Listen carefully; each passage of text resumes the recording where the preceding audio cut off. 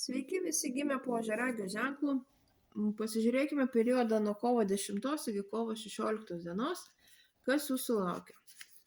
Savaitės perspektyvos, ko vengti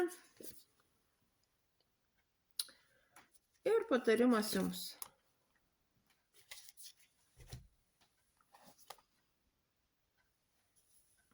Šią savaitę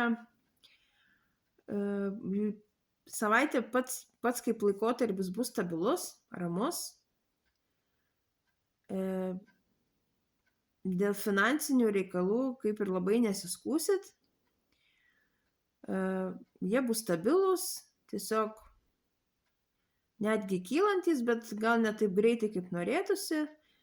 Bet žingsnelis po žingsnelio, po truputėlį visi reikalai judės į priekį. Ko vengti? Venkite gal per didelio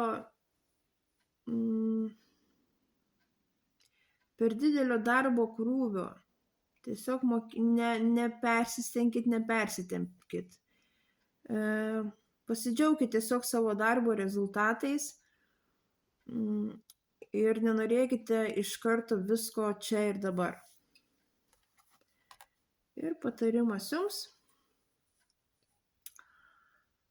Realiai šią savaitę viskas bus taip, kaip jūs norit.